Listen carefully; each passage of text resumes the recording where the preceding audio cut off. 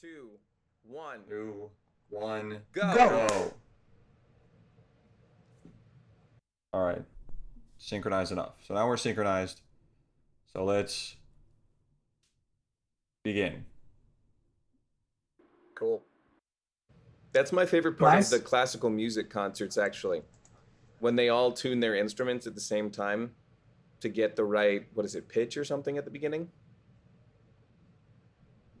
Yes, when they're tuning their instruments, yes. No, the harmonizing where they go, everyone plays at once, and it's like the big swell, and it's like. Yeah, that's their tuning.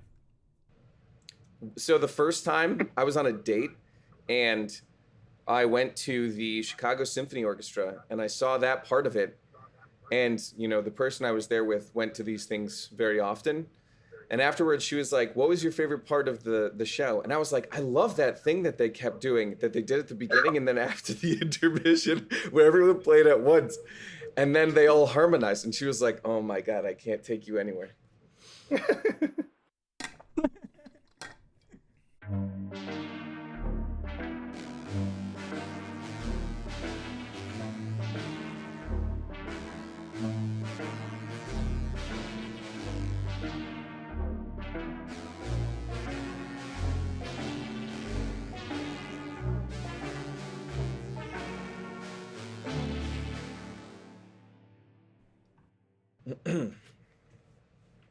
Critics and theorists, thanks for tuning in.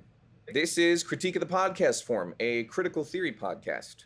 We are the Critical Theory Working Group, or CTWG, and we're here today to talk about the theme of rackets, the racket theory of the early 40s Frankfurt School.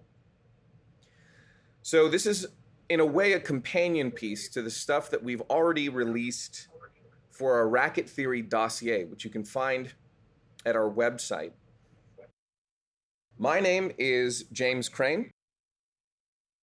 I am J.E. Morin. Hey guys, I'm Ray. And I'm Mac. We're all members of the editorial board at CTWG. Coming at you as hosts for this podcast. It's our first real live recorded podcast, so go easy on us. As Crane just mentioned earlier, our topic for today is the racket theory project of the Frankfurt School. In particular, this project was sort of led by Adorno and Horkheimer. As he mentioned, we have our dossier of translations and essays, original essays, on our website, which is linked, I think, in our bio on the streaming platform, Spotify, etc. And yeah, that is our topic for today. We're going to go into just explaining a little bit of the history of this project. And Crane, what can you tell us about like the earliest history of this? So as we cover and J.E. and I wrote up a little introduction for the racket theory dossier that just came out. As we cover in that piece, which I believe is titled Introducing Racket Theory on the History and Themes of the Frankfurt School's Racket Theory, this really is an idea that forms in the early 1940s following the debates surrounding Friedrich Pollock's state capitalism thesis, which was advanced in the last several issues of not the Zeitschrift anymore, but it would be Studies in Philosophy and Social Science, the very short-lived English language successor, after the ISR had to stop printing the Zeitschrift because, Hold on for a second. France declared. What is the Zeitschrift? What is the ISR? All right, from the top. Okay, I'll answer. No, from the No, from the top. No, from the top. The Zeitschrift is the journal that was founded by Max Horkheimer in 1931 to serve as the official publication outlet for the institute that he had become the head of, the Institute for Social Research, which is the other name, the official institutional name for what's commonly referred to as the Frankfurt School. So the racket theory idea sort of comes out of the matrix of these debates that they were having internally to the ISR around Pollock's state capitalism thesis. Almost all of the secondary literature to date, and this includes like the essays and commentaries, the remarks that are attached to the critical edition of Dialectic of Enlightenment that's been published. It's probably the one that you have if you have the book. It's the Stanford University Press one, edited by Gunslin Schmid-Noer and translated by Edmund Jeffcott. So in all of the materials basically that have been written about their 1940s work, it's been sort of assumed that Adorno and Horkheimer push a version of Pollock's state capitalism thesis. This turns out not to be the case. In fact, the criticisms that they have are pretty brutal. And they adopt his language at one point as a conciliatory gesture while undermining the idea and the thesis itself, not just its presuppositions and its conclusions, but also Pollock's sort of ideal typical constructive method.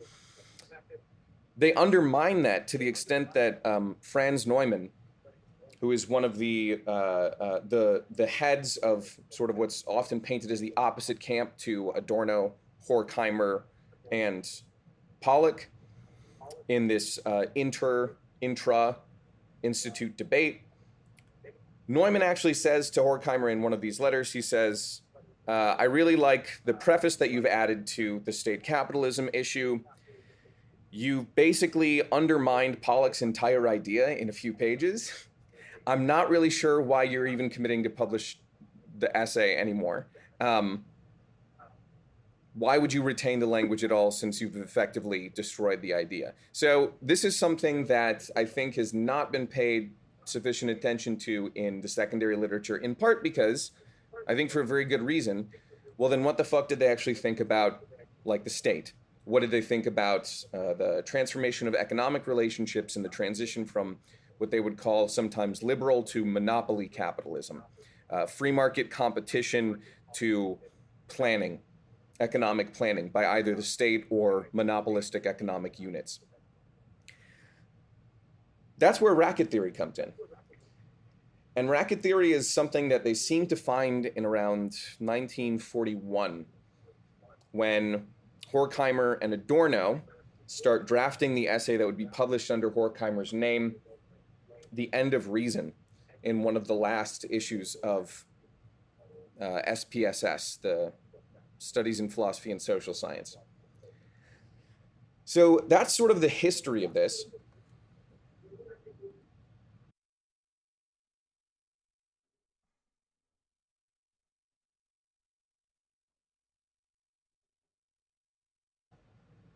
So the concept of the racket is first introduced, as I said, in the End of Reason essay. And it's in a section which would later be excerpted by Adorno and Horkheimer. There are a few different versions of it that are extant in the Max Horkheimer archive, which is available online, much of which has been digitized and which I've spent many a night getting lost in. Can't recommend it enough if you're looking for a good time. It's introduced in the context of the essay, specifically talking about the transformation that accompanies the transition between liberal free market capitalism to monopoly planning. And in this transition, they say there's a new form of domination that seems to crop up, or it seems to be new, and that would be something like the racket or racketeering, which they take to be part and parcel of the monopolization of society, is the racketization of society. It turns out, however, that it's also very old, where with the rise of this more direct form of social domination, in which, you like pay protection to, the gangster outfit. This is, anyone who's ever seen like a single American movie about criminal enterprises will immediately be familiar with this. But you basically pay for protection under the threat of violence from those who you're paying for the protection. And, in some sense, I was watching a movie the other day that was about this. I think it was actually, I was watching Infernal Affairs. And those movies fucking rule, by the way. They're a great example of, I think, the real applicability of racket theory today, which we can discuss at a different time. But in those, the people who run these, small little storefronts, like music storefronts in uh, Hong Kong, they end up having to charge higher prices for like the music equipment that they receive relative to other stores because they have to pay a different rate for protection from the same crime syndicate in their area. And it's one of those things where, in some sense, the squeezing makes sense. It makes sense because there's really not going to be anything better than being squeezed in the way that they currently are. If it wasn't this gang, another one would move in. And this is sort of like the downward pressure that forces the racketization of society as a whole. There is some justification when a gang comes in and demands that you start paying protection fees. Why? Because there are going to be other gangs who may not be from, the area. They're not going to have the same personal relationships, and, things might suck worse under them. The devil you know kind of thing. But in any rate, you're not going to get out of it. And I think that this is sort of what's the racket concept is meant to capture here. This is something that they see working in both the public and private spheres and in the confusion between those two spheres with the new era of social planning, which is, in an ironic way, sort of also the fragmentation of social control between different rackets, which extract various kinds of fees for their service of protection. So this is the dynamic that the essay is meant to capture. And it's going to be the rediscovery of something old, something that liberalism thought it banished with the introduction of like the formal contract as, the shape or the structure, the legal certification of an agreement for the exchange of, like labor power for wages and means of subsistence.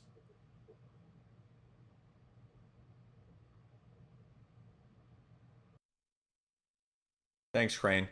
So after that initial essay, which came out in early 1942, it seems like Horkheimer in particular was really fascinated by the idea of the racket, the concept of the racket. In some letters and memos from spring of that year, 1942, he brings the topic up in connection with a project he'd been working at the time, which was his planned book on dialectics or dialectical logic. This project would eventually create the book Dialectic of Enlightenment that we know today. He was trying to recruit a number of associates of the Institute, people like Felix Weil, who was the son of the benefactor of the Institute, and as well as his very close friend, Friedrich Pollock, to help with writing this part of the dialectics book, which is to be focused on sociological and economic problems. However, by later in that year, 1942, they were increasingly convinced that they needed to, and by they I mean now Horkheimer has brought Adorno into the fold on this project. They were increasingly convinced that they had to produce an entire independent book on this topic. And they were now referring to it with names like racket theory or the sociology of rackets. It's around this time that Horkheimer starts writing a bunch of fragments, short little aphorisms and essays that touch on this racket topic. And Adorno also writes his own essay entitled Reflections on Class Theory around the same time in late 1942. They keep trying throughout late 1942 into mid 1943 to recruit people to work on this book with them. They reach out to Herbert Marcuse, this guy Arkady Gerland, Franz Neumann, Otto Kirchheimer, all of these people who were members of the Institute, which was now in disrepair and could no longer pay any of its members, really, except for Adorno and Horkheimer, because of some very bad financial mismanagement, in addition to just the dire straits that they found themselves in more generally as refugees from Nazi Germany who had, their entire building, library, etc. seized by the Nazi government.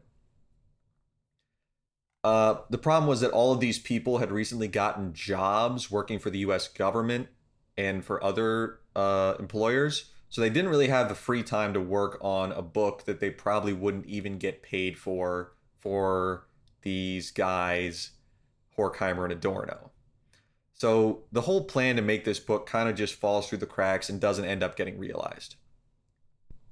A bit later in 1943, Horkheimer writes his own essay on it, a longer essay that's sort of almost a sequel to the earlier essay, The End of Reason. And this is entitled On the Sociology of Class Relations. It's one of the texts that we produced a new critical edition transcription of. It incorporates all of the variants from the archive. That new critical edition of the text is available on our website, like all the other stuff, for free, of course. He produces this essay, doesn't publish it, doesn't do anything with it for several years, until eventually in 1947, he uses some of it in his book Eclipse of Reason. Although, interestingly enough, when he repurposes parts of the essay there, he takes out all mention of the word racket. Doesn't appear in the text at all anymore. And then after the late 40s, Adorno and Horkheimer basically, they put these texts and this research project on the shelf permanently. They never really returned to it. You can discover some influence of it on their later work, but after the late 1940s, they put this stuff away. So that's our time scale, or not a time scale, but rather the time span for this project is basically from 1942 to about 1947, if you're being generous. If you're being less generous, you would say probably 42 to 44. Being even more generous, then you could say that it goes from 1941 all the way through 1949, which is the last mention that I've been able to find, I think, even in the letters where they're still like planning to write this.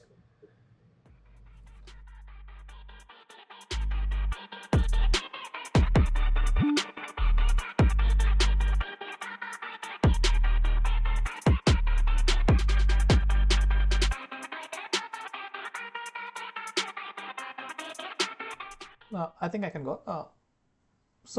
What's interesting about racket theory for me particularly is that like it's a theory of class, like it's a theory of class struggle within specifically what they call monopoly capitalism, right? Like it's how class is mediated in monopoly capitalism, which then they apply back to history to see like, oh, this was might probably true all along.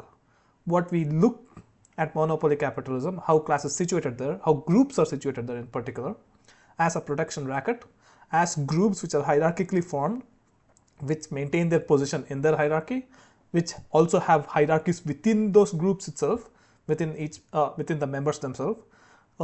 In monopoly capitalism, that's oriented towards, for Horkheimer at least, the way I think about it, is specifically the accumulation and like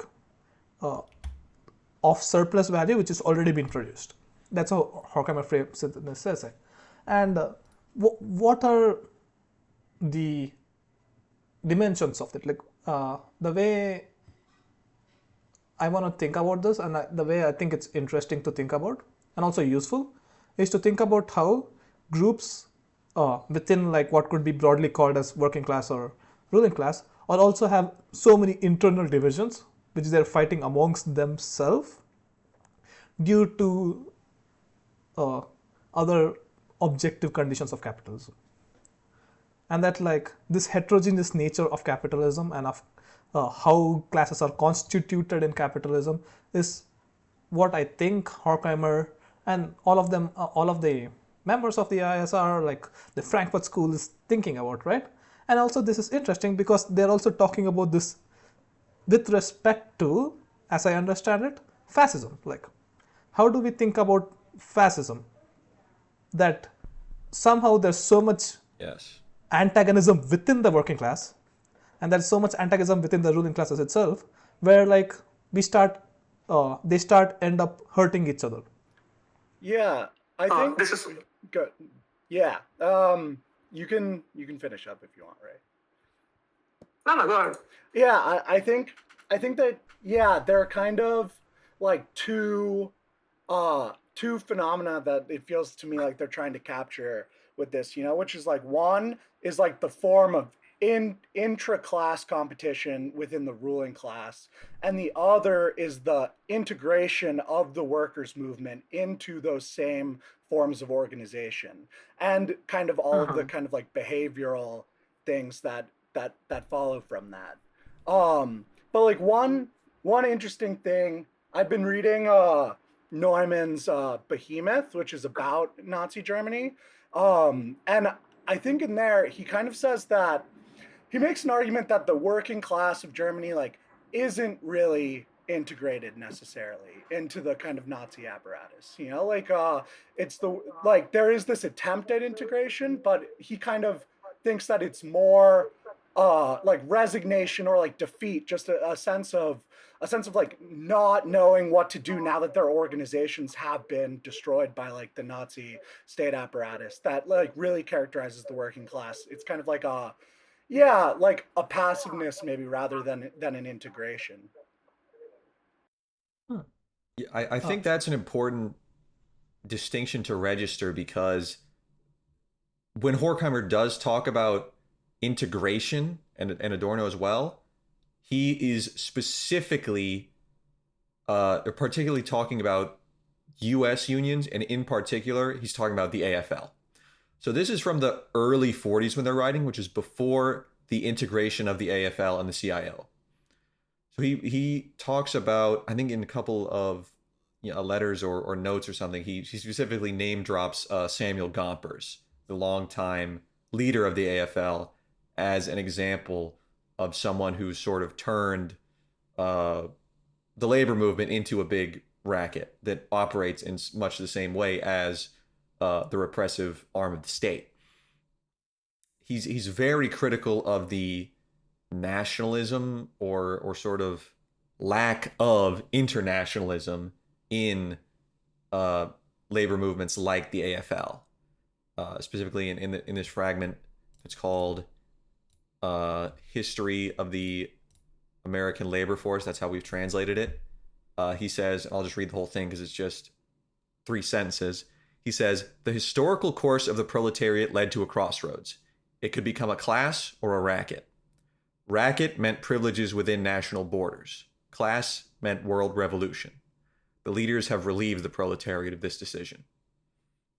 And this is really epitomizes his very critical view of these more exclusive, non-internationalist, reformist trade union as opposed to industrial union movements like the AFL in its age of decadence in the 1940s.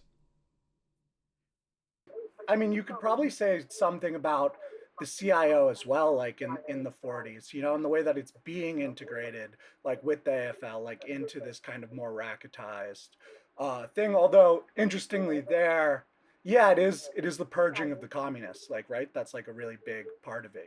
So there's this sense of that yeah that I don't know that the racketization isn't maybe as I don't know like automatic or kind of like voluntary almost as it is with the AFL. Yeah. yeah, like rackets is in part to explain uh, the actual like social activity of groups, right? Like it's to explain the actual movement, the real movement, or it's uh, how it becomes mediated through uh, different categories other than immediate class interest, like race, gender. Uh, and also, like, I think at one part, I think what's really interesting about this and important is that there's a semi-consistent critique of labor aristocracy here, which runs throughout, where it is these racket formations are as a class, as a union, or as like these various interest groups which Newman talks about, right, in his essay uh, on sovereignty, is that like they can only exist, and again Newman focuses more through imperialist social capitalist circuits. That like Newman in his Yeah, Kirchhammer. Yeah, Kirchhammer talks about this specifically, and so that there is a critique of labor aristocracy here, and it's put in a very Leninist language. Like, I think most of the writings on rackets are like much more Leninists uh, than like how people read Pollock's uh, almost non-voluntarist, like complete rapid stagnation of society, right?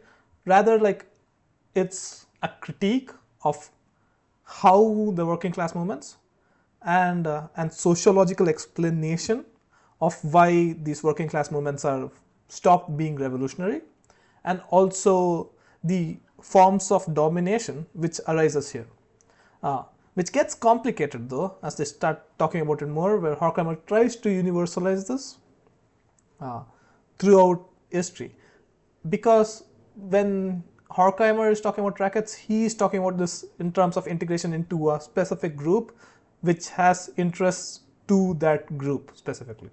So there's this in-group, out-group dynamics they're also trying to explain, right? Like uh, almost in some kind of like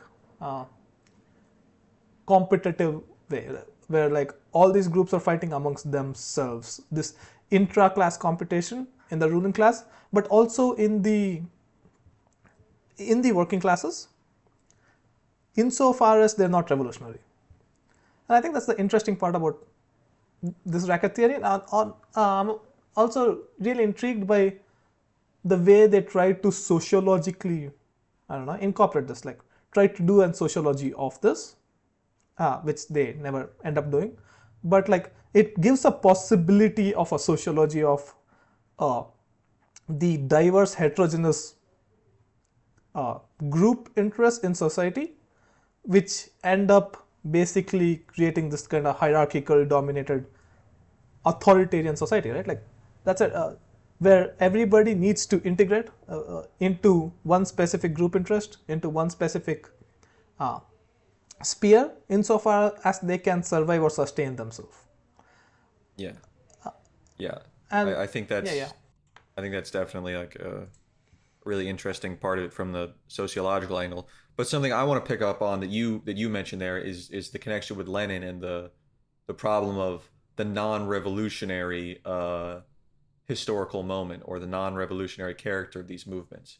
I know Crane, you've done a lot of research into Horkheimer's political sympathies, into council communism, and Rosa Luxemburg's Marxism and all of that. How do you think that kind of stuff connects to the problem of revolution in this racket theory project? Well, I think this connects up with, what you've already discussed, talking about the fragment on the history of the American labor force, which is that for them, the form of the council is just what it looks like when the proletariat is organizing in a revolutionary manner. This is something that they don't find in the United States. They find an absence of this kind of history. They find at best like sectoral bargaining that's pretty quickly captured into, like dominant, pre-existing social hierarchies of like race and gender. So they do think that there's something in the form of the council, while it's not sufficient in and of itself, it is basically the starting point, and it's a starting point for a radical labor movement that they don't even think that the United States labor force is anywhere near. What's interesting about their analysis specifically of United States labor, and it turns out, I just went and checked, they actually worked with both the AFL and the CIO for their labor study project in the early 40s. So this is for those of you who aren't familiar with the project itself.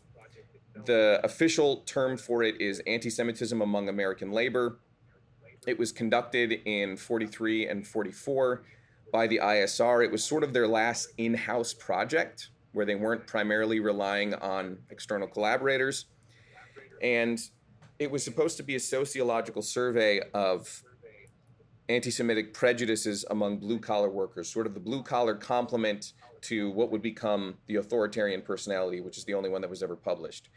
Despite this report being written in English, it was never published, in part because it's like thousands of pages. I think I counted like 1,400 plus. 900 of those, I think, are just the text. The rest are like notes for revisions. And it wasn't published in large part because Adorno objected to all of the edits that were suggested by the close Institute collaborator Paul Lazarsfeld over the rest of the 1940s, but they wanted to publish it.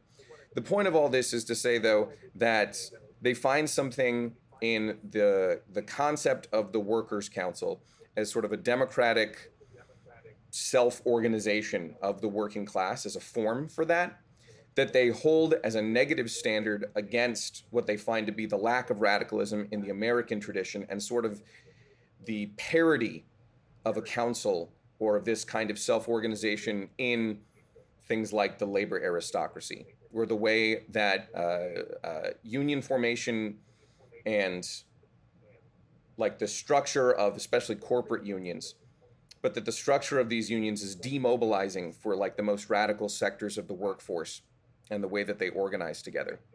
So it shows up, I think, especially in both their sociological and theoretical work at this time, as sort of something that's missing or absent, but that they think exerts in its absence the possibility of, like, I don't know, you could probably call the Workers' Council the anti-Racket, as sort of its inverse form.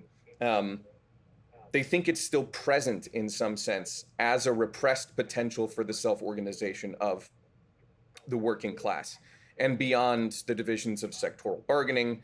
And as James Boggs would put it in the American Revolution book, where he says, he's talking about the integration of the AFL and the CIO, and he says that there's a certain point at which the unions that rode on the coattails of the real radicalism of American labor during World War II, where they were like striking while the war was going on, and they were doing wildcat strikes for direct control over the site of production, which Boggs puts in the poetic image as, you know, like they had time for smoke breaks and they wanted to increase their time for smoke breaks. And he says that you could tell that the demobilization was happening when they started surrendering control of the site of production for things like pensions. So he says, when all of a sudden you are signing a contract that says, I will not do any more strikes, and you're being disciplined by your own union, you're surrendering your smoke break for a pension. And he was like, that's it, you've lost.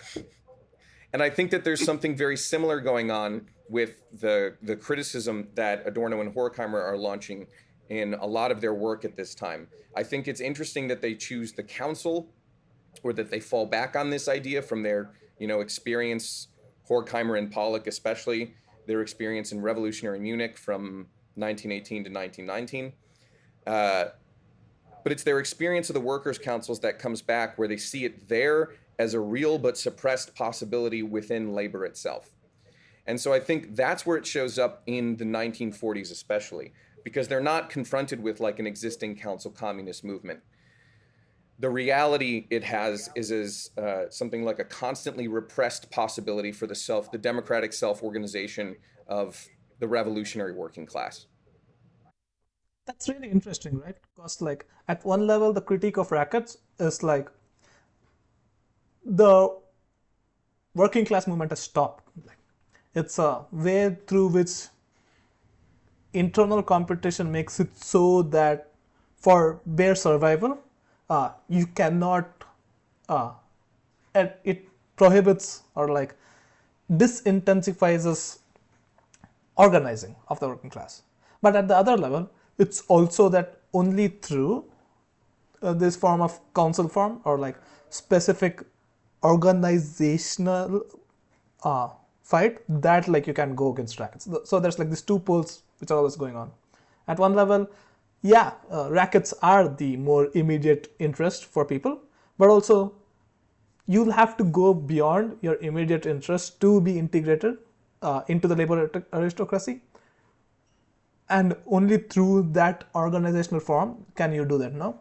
And I was just thinking about how the most revolutionary people you find here, like one of the most interesting things in Delhi, Faziabad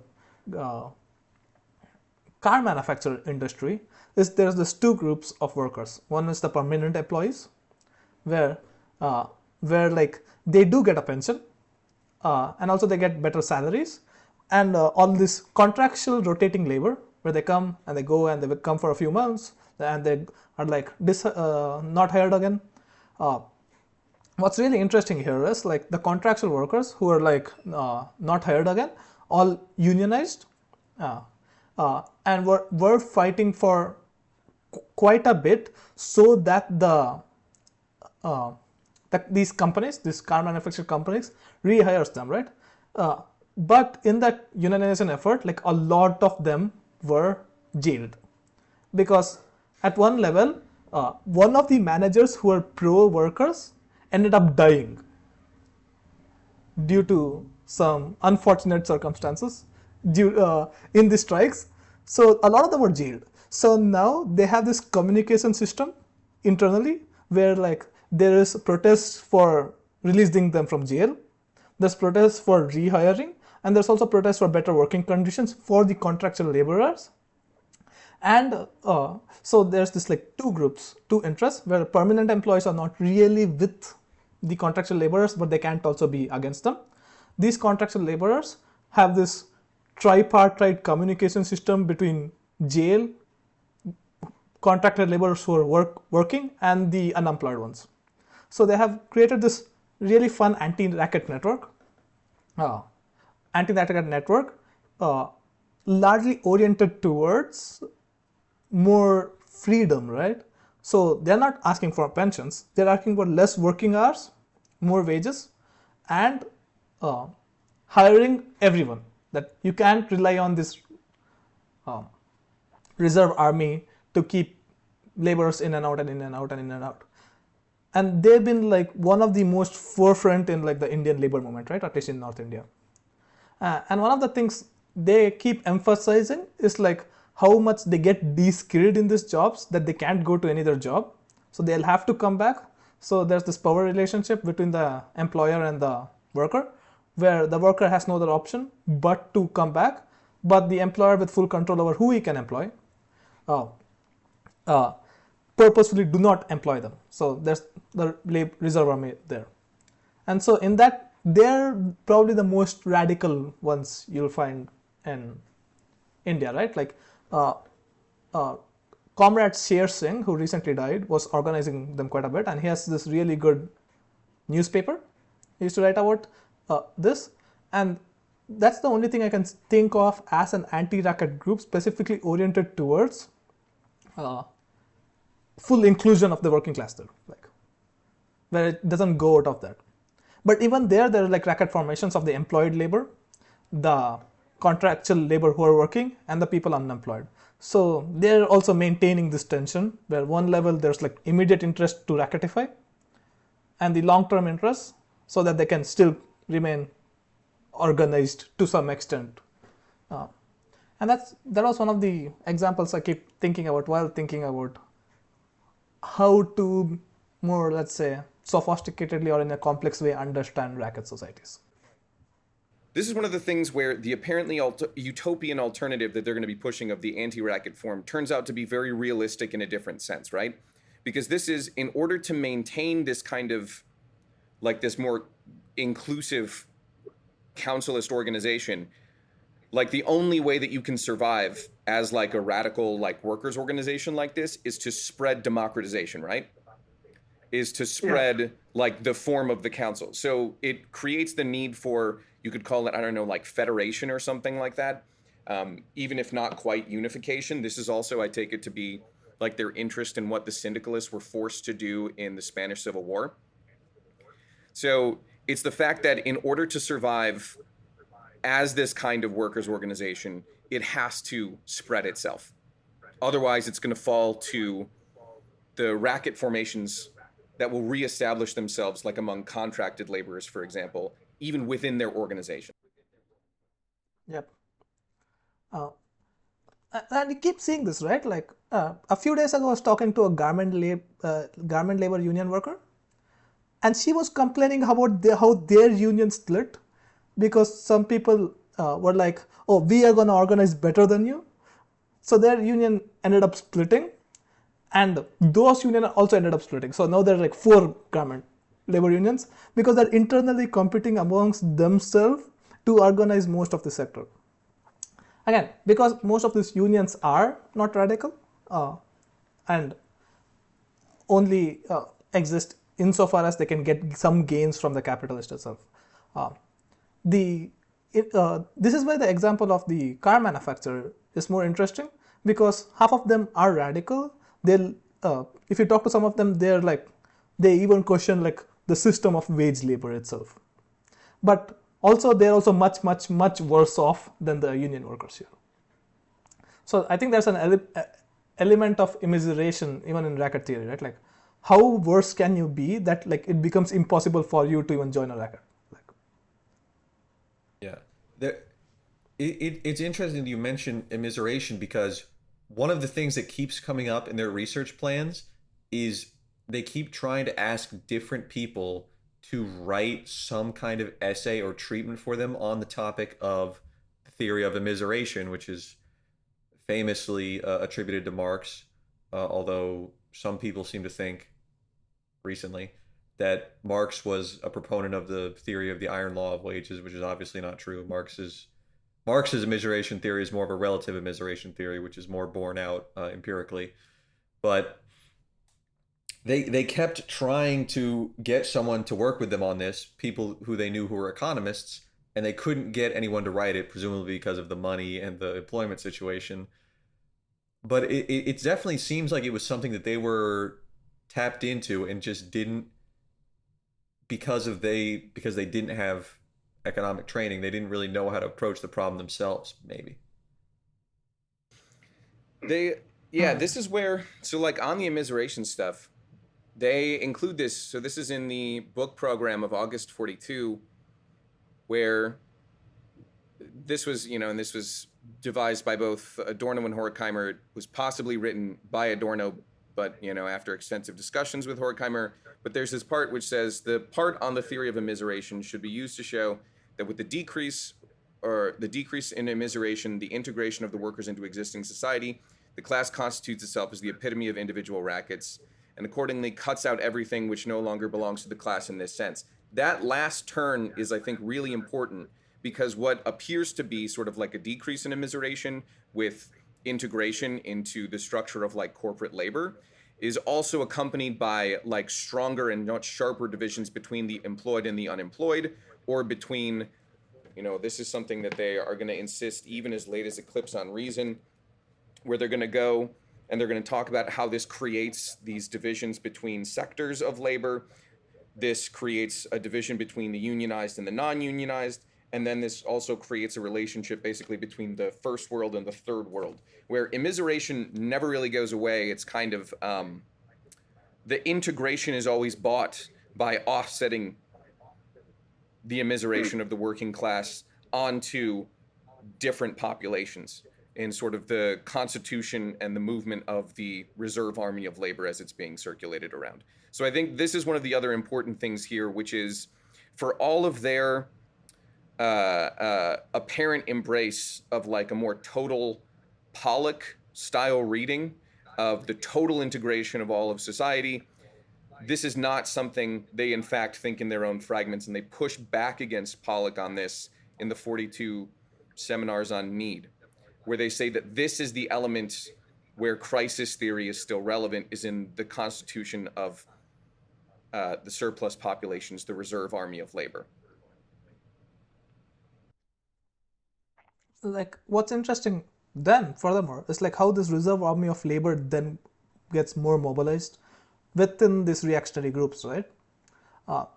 And this keeps happening. Like there's a creation of the reserve army of labor, and a large amount of them, a large chunk of them, is really targeted by the, reaction, like specifically targeted towards them. And this is why, like, you keep seeing, for example, a lot of unemployed people end up joining in India groups like the RSS, like these right-wing groups, which provides them protection, but on the condition that they turn into militant Hindutva people. Yeah, I mean that's interesting, because like it does feel like, yeah, there's this racket dynamic going on there where like the racketization of the like formal labor movement, right, in which it excludes the unemployed, the reserve army of labor, like from itself, then makes that reserve army of labor like more I don't know, like more easily integratable into another racket, but like reactionary racket like the RSS, right? Like it's actually it's the racketization of labor to some extent that creates the possibility of this integration of the like non-integrated workers into these reactionary groups. I think this is where, they have those funny turns of phrase in Dialectic of Enlightenment, where they basically say, because one of their favorite passages from Marx's Capital is from the chapter on the general law of capitalist accumulation, which is the production of surplus populations, reserve army of labor, from the organic composition of capital, and they keep referring to it where they say something like, the reserve army of labor is recaptured as the literal army in mass mobilization for like World War II, for example, which they take to be sort of, I don't know, a particularly menacing way in which the pressure of immiseration in the distinction between officially recognized formal labor organizations to the exclusion of the unorganized, to the unemployed, to people of different racial categories, gender categories, or from different countries. They think that one of the most vicious ways in which those excluded populations are recaptured is literally just in like the total mobilization of society for war. And what is the army if not the biggest racket? You know? Of course. So this is... Of course. They should have hit up Smedley Butler for this. Who's Smedley Butler? Did I get the name wrong? Smedley? The guy who wrote the War is a Racket book? Oh, maybe. When did that book come Smedley out? Butler. Well, before that, because this guy died in 1940. Okay. Yeah, they could have read... He's the guy who... He's a dude who claimed that that he was recruited by like Ford or someone to do a coup against FDR. Real. So here's the other fun thing with this, which is that just as a note on their sources for the term racket, so I think the only person who's like tried to trace back like why did they become obsessed with this term, specifically the English word racket and its association, like first of all as an accusation that's leveled against labor organizations. Because while they want a critique of like the racketization of labor, they think that the problem is the racketization of society as a whole, which is driven by the dynamics of capital accumulation. So it's not something that's just like the corruption of the labor movement. Their entire thing is like explicitly directed against that. They want, as they put it in the program for the book, a proletarian critique of the racket for the sake of real democracy, because they think every critique of labor rackets up until that point has effectively been reactionary and anti-labor. So the interesting thing about this is they were really just reading these fucking pop-lit books. Pop-lit books that you would find that were sort of like these general, broad, sweeping social criticisms like War is a Racket or It's All a Racket, like these corny-ass titles with like cartoon pistols drawn on the cover. And this is what James Schmidt has found that they were really reading, like this, and like news stories that were accusing various groups or crime syndicates of being rackets. That's where they got the concept from originally. They fixated on that word because they thought that there was something interesting about the inconsistency, but also the internal logic with which it was used to describe such a broad variety of organizations already. Criminal enterprises, labor unions, war. Yeah, and as they note, or as Horkheimer specifically notes in Sociology of Class Relations, at the time in the 1940, a common piece of slang that was used is "What's your racket?" to ask, what's your job? What, how do you make your money? This is also what Otto Krickhammer talks about in this sovereignty essay, right? Like, where it's like, racket is what a lawyer accuses someone if they want to take away their sympathies. So you're like, you're a racket. You don't deserve to be in free society. Go to jail. This also accounts then, I think, for, and this is the other side of things, which is like sort of the scope of the concept itself, where, you know, they'll inflate it to include basically any organization in the history of, or prehistory, which we're still in, of class society, where, you know, in order to secure your basic self-preservation, you're going to have to exchange something for, you know, the protection of a very powerful group that controls the means of violence and stuff like that. But this accounts for the scope of the racket, which they're going to radically expand and sometimes radically contract. So the concept itself is supposed to be, it's supposed to acquire determinacy through being stretched out like that, being narrowed all of a sudden, being repurposed into sort of like a sociological frame of research, which is what they typically call their use of heuristics for their own sociological research, and then back into like a dialectical concept proper, where it includes like its own opposite, which is for them just a different kind of concept than a sociological one. All of this is contained though within the concept of the racket itself. And so I think then this is just as a word on their method. They want to throw you into all of the different things that are meant by racket in slang, in technical literature, and they're going to test out the concept sort of progressively in these fragments. So there's sort of an experimental character to the way that they use the concept, and they think that this mess is necessary for acquiring, you know, like a certain understanding of the internal logic of what they find implicit in all of these accusations of the racket itself. And ultimately they want to read it as an indictment of the society where, you know, like you show up in a courtroom and all you need to do is accuse someone of being part of a racket in order to get them thrown into jail and strip, you know, sympathies from people. So that's sort of the general move of concept formation, which is quite frankly a mess a lot of the time in this stuff because they don't finish sort of the work or working through all the different meanings, which they do with very few concepts, honestly, if we're going to look at their success rate. But this is their approach. And I think that that comes out in the use of the term racket, where it kind of seems like everything is included in the concept. And like it has mutually exclusive uses and meanings. It's sociological, it's philosophical. But it's because it's supposed to do all of these things because you have to work through the internal contradictions or problems in order to get sort of a clearer conception of what the racket is itself.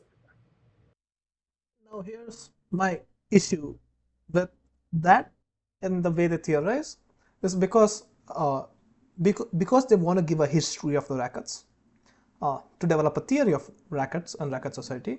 I think like the way they give their history in this Leninist model is that there was free market capitalism where there was, if not the full integration of rackets into society. There was still chance for entrepreneurial capitalism as such, as free capitalism, in the way that Pollock might have thought of it, like as against monopoly society. And then there is monopoly society, where these sects build up, there's financialization, and there's racketification. This history, where there was good capitalism, where freedom was there, at least to some small extent, and bad capitalism with monopoly, I think is historically unjustifiable. And I think this assumption runs through all of most of these writers, right? From Lenin to Dobb to Sweezy. And so I think like that's where we can start to develop a more, I think we could develop a better theory or critique of rackets if we go past this, right? And which like Comrade Mac's essay in the dossier is about how Mac uses like, I'll just let Mac talk. Yeah, for sure. Yeah, I mean, in my essay, yeah, I definitely talk about this because I think it is one of the big problems, which is that they take this idea of like the monopoly as like the primary like form of capitalist organization, and they kind of expand it out and use it like to characterize like the dynamics of capital itself, like in the period. Whereas I think, in reality, like we actually have to like think about the way that these monopolies or rackets are like situated within the same determinations of capital that have been operative throughout the so-called like free market and the monopoly period, you know, because like the thing is that like if you if you argue like this kind of schema of free market versus monopoly does, that competition has been eliminated and replaced by like direct control and planning by these kind of cabals of monopolist groups, you know, like then you actually like lose the very like mechanism through which the determinations of capital are kind of I don't know, like imposed on different capitalists, like in the Marxist kind of in the Marxist conception, you know. And so you kind of you basically like if you really want to make this move, you kind of would have to go to like a neo-feudalism kind of thing, like people tend to be doing right now, but which doesn't seem to be what Adorno and Horkheimer actually like want to do, and certainly isn't what we want to do here, you know. I'm tempted to defend it a little bit because I think that beyond the talk about, oh, well, this form of capitalism and this one is, I honestly feel to a certain extent, like all of that is almost just sort of Marxist window dressing, where they're trying to explain the actual changes that they see and say, well, it's because of monopoly, which to some extent it is, but maybe not quite to the extent that they're portraying it, or the extent of monopoly powers is not quite as powerful as they're talking about.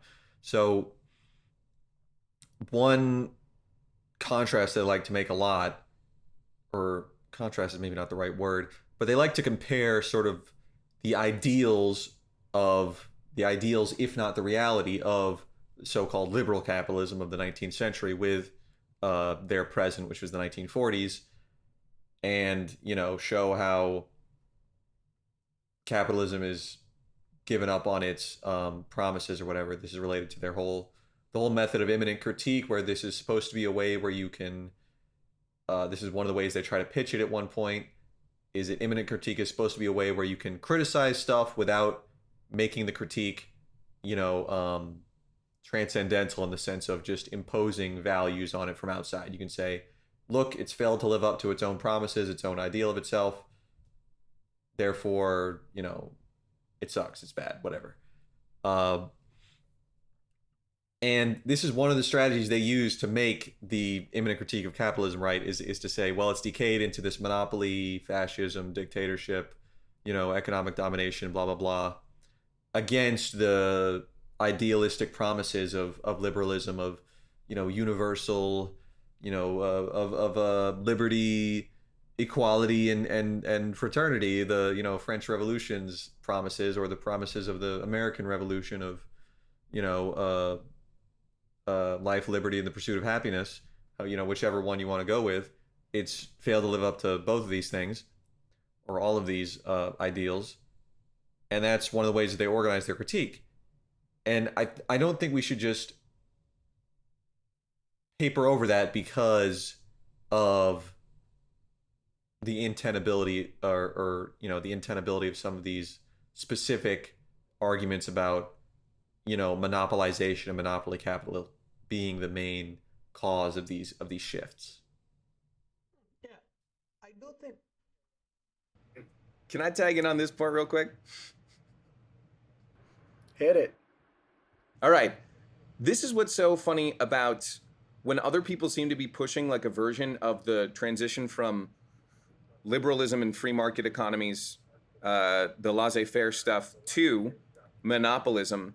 They will object to these economists. So like Adolf Lowe, who is a former social democrat in Germany and one of Pollock's close friends, who like Horkheimer, it's so funny that he writes these letters where he's like at his most communistic, where he's like telling Lowe to go fuck himself. But he does this for like years and years and years.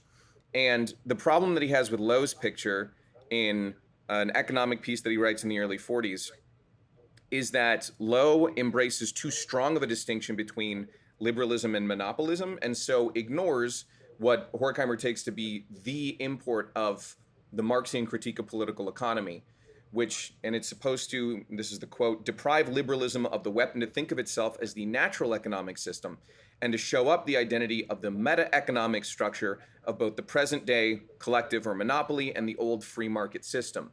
And this is the same thing that you find even in The End of Reason, where they start talking about the racketization of society, and immediately they're going to say that what's discovered is that this was always the case, even in liberal free market capitalism.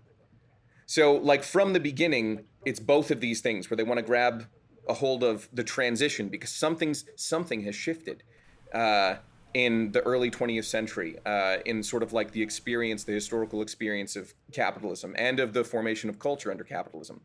But at the same time, they think that there's something invariant about the racket itself, both within the time frame of modern capitalist society and then a broader understanding of the concept for all of like human prehistory as class society.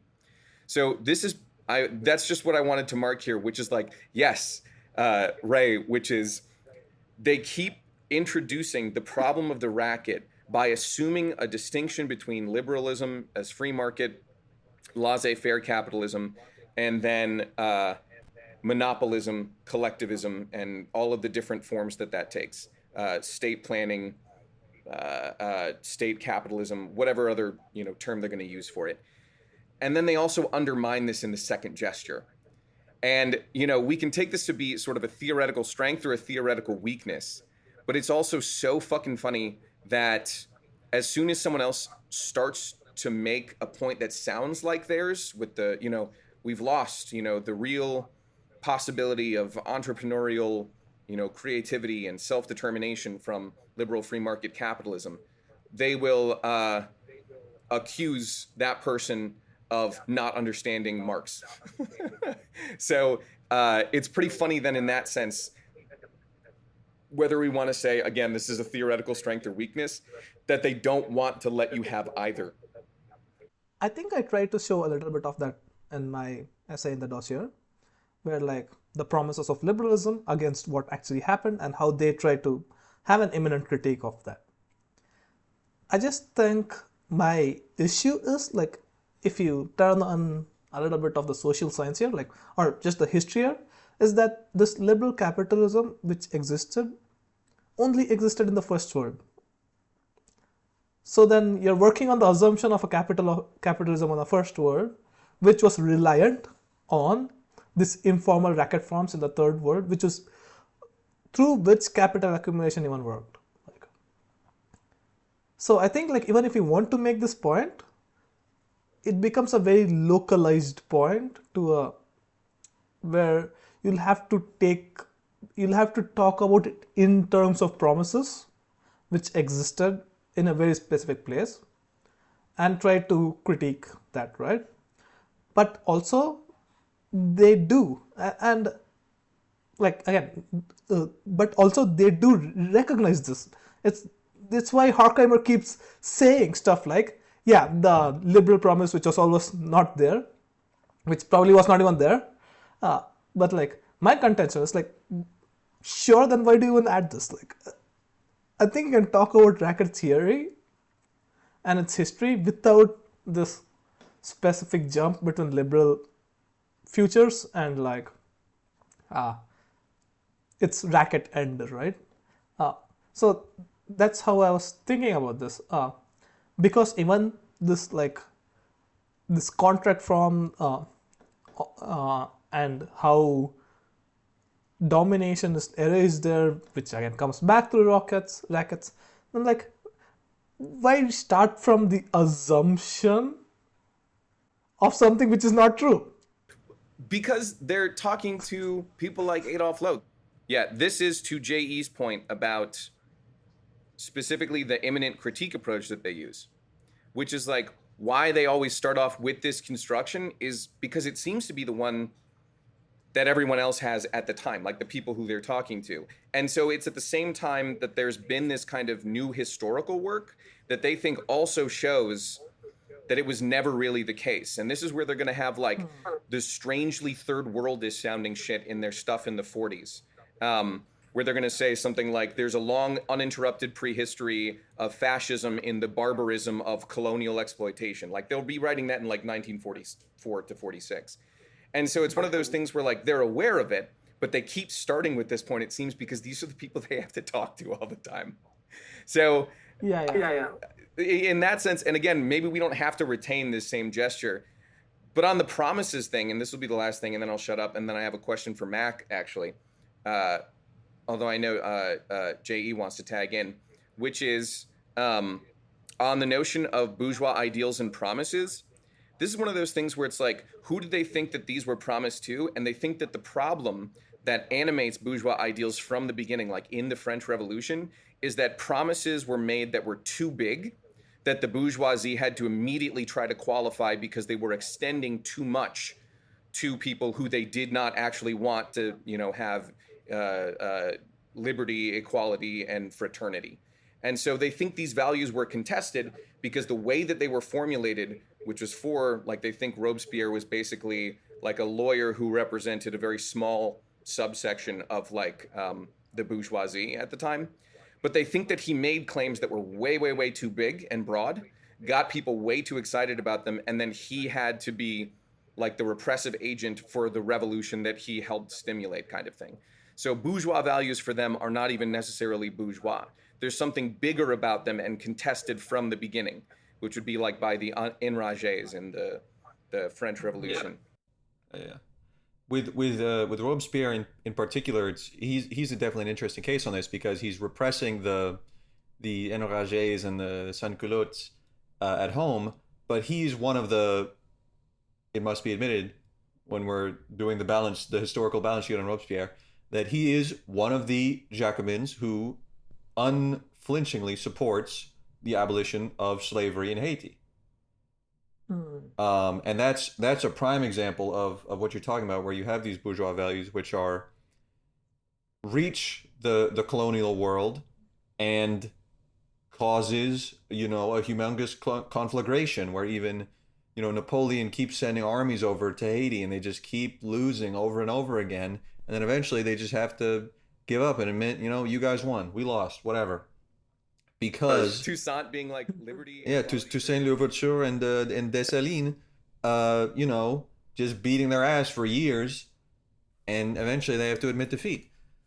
That's something that is novel, and it's also another example of this is the cross-pollinization with the Wilsonian nationalism in the wake of World War I and national liberation movements in the colonized world, right? Where you have, I think wasn't Ho Chi Minh in Paris for the Treaty of Versailles?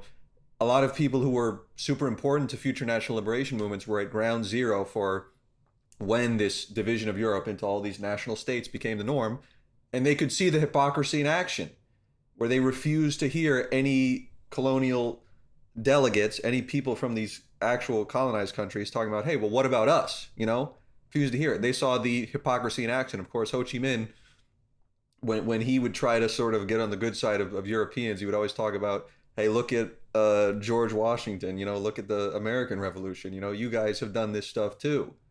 Of course, they wouldn't listen to reason, they wouldn't listen to that. But there's a lot of examples of this throughout history. Nowadays, a present day example would be, the appeals to international law by Palestinians and their allies internationally, and we see just the total destruction of international law by the Zionist attack on Palestine, on Gaza, and similarly with the conflict between the Wilsonian idea of nations and the national liberation, where you have Zionist defenders of Israel and of Zionism saying, well, the Jews are, people without a state or whatever, which is the claim. That claim specifically predates obviously Woodrow Wilson, but it's in the same sort of vein.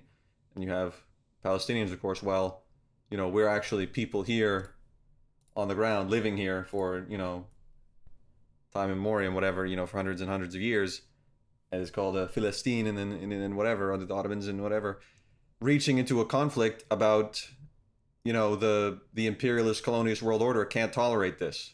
It can tolerate it. It can extend it to some people, not to everyone. So it has to suppress these claims and say this horrible claim that some German politician made recently that, well, Palestinians don't deserve a state because here he's trying to follow the logic of Wilsonian nationalism. They are not a people. They are something else, Yeah. which is just pure, you know, same exact genocidal logic of the Nazis applied to the Jews. Exactly. Classic Germans. This is where I have, so yeah, like there's this one part where Horkheimer's talking about Rousseau in his Enlightenment lectures, and he was like, here's how you know Rousseau was consistent about bourgeois values, because whenever they say bourgeois values will either be realized by a proletarian revolution or never, in the 36 fragment or whatever bourgeois world, Horkheimer writes. But this is where, like, they really do think that unless you become like an international socialist, you betray bourgeois values that you claim to espouse. They say it would be like liberty, equality, fraternity printed above the walls of the prisons of the French Republic. So, like, that's what they think happens to these bourgeois values if they are not realized for everyone, which would simultaneously demand sort of like the dissolution of, you know, the current order of things. Where they say, like, about Rousseau, the most consistent he ever is when he pursues his ideal of education at some point in Emile, Horkheimer says, to the point where it would, in effect, dissolve all of the privileges that he himself had benefited from and that he was even still attached to. So you have to be ready to see the world burn for the universalization of these ideals in order to be, you know, true to them in some sense, which is the weirdness of the way that they talk about bourgeois revolutionaries and bourgeois ideals. But I wanted to bring this back a little bit to like the structural stuff, because we've come up on this a few different times, and I think this is something that's in the transition from liberalism to monopoly capitalism stuff, where, you know, on the one hand, we're speaking at it because it seems like we're speaking in two different registers. There's sort of the one from which it makes sense to talk about this transition from liberal free market capitalism and these ideals, these promises that were never realized, to monopoly, and sort of like the compensatory, like pseudo realizations of these ideals under, you know, conditions of monopoly or just their total abandonment. So like that's one level of speaking about this. The other one is when they talk about that meta-economic perspective, where we're supposed to be able to demonstrate sort of the structural constant of like capital accumulation underneath both of those phases, and which sort of show each of those phases within the other. So this is where I think, like, Mac, your paper on Milios and Soteropoulos and sort of like the critique of, what is it, the microeconomic approach, which would be like using a model for what happens to like the individual enterprise and scaling that up. Yeah, this is where I wanted to ask about this, because you seem to be arguing that they don't actually develop that meta-economic perspective. Yeah, I think that's exactly right. And I think J.E. is right to say that it's kind of like window dressing in a lot of their arguments, right? So the thing from Milios and Soteropoulos is that, there's this microeconomic approach which starts from the level of like the firm and the dominant form of the firm, and then extends out from there. And this is what they see the whole tradition extending from Hilferding through Lenin and Bucher and up to the monopoly capital school and beyond. This is what they see them doing. Whereas the other perspective, what they call the macroeconomic perspective, is starting from the level of social capital, which social capital is Marx's concept for the way that all of the individual capitalists are integrated through competition on both the intra-sectoral scale and the intersectoral scale into the realization of a general rate of profit. And this, Marx says, is what constitutes the capitalist class as a class that exploits the working class. And so it's from this higher level that, I don't think they really get into that we have to understand that second level. Because I agree that second level, there are important things that are going on there, right? There is an important element of change that they are talking about that I just think that we need to explain it from that first level and then go downward to that second level. No, I want to add here like I think we could go from both sides. Uh, I don't think we need to necessarily go from the macro side. Uh, and I want to stress on this because if we want to talk about the informal economy here, or like informalization which goes through capitalism, which I do think is a central part of this, even though they don't talk about this, at least in our world right now, we'll have to both see how this like specific firms are also organized uh, in like this very low level subsistence economies, right? Like uh, uh, and production units there too. So while Mac's point is taken, and I think it's correct, but at the other end, like if you want to look at this sociologically, you'll have to go through uh, production unit in family houses, where the primary form of exploitation is self-exploitation, which then ends up in a bigger firm, in a bigger factory unit. So what they produce, like for example, screws or like uh, very like incense and stuff, which goes up the production chains too, right? So and where there are how pre-existing social forms of domination are then mobilized for those purposes. And I think in Capital, Marx talks about the petrification of pre-capitalist social formations, right? So, for example, gender, like, so there's a gender division of labor, there's like a casted division of labor, uh, there is like racial division of labor, and all this stuff which do happen. Uh, so at one level there is like the informal mechanisms of capitalism working on and are not uh, and then there are like the impersonal mechanisms of capitalism working, and then there's like the very personal forms of domination which goes on, like which I think which wants to be I think which they want to capture through rackets, right? Yeah, so that totally. like Yeah, Ray is right. so And just quickly, it's called being dialectical, and we do need to do it. But with that, I actually need to sign off because I have to go to this meeting. So. All right, so we're wrapping it up there. Thanks for listening, everyone. You can find all the texts we talked about, or at least all the ones that were written by us, or the ones that we translated, or etc., on our website, which should be linked in the bio of our profile on the streaming platform that you're listening to this on. If you go to our website, you can also find a link there to our Patreon. Although all of our content is free, we do appreciate any money that you throw our way. Thank you for listening in. And send us questions. Please send us questions about this stuff because, you know, like, especially this as a conversation where we're like working through these concepts still. The racket theory stuff is an ongoing project for the group in part because it's been so under-examined, especially in like the Anglo-American reception of critical theory. So we're still working through this stuff. We might end up talking about it again. It depends on, you know, people's interest. I know that I've just received even recently a few questions that we were unfortunately unable to get through in today's sort of broader survey off the dome introductory section. So yeah, let us know if you have any questions or comments on this stuff, and we can try to address those in one way or another in upcoming recordings or pieces of writing.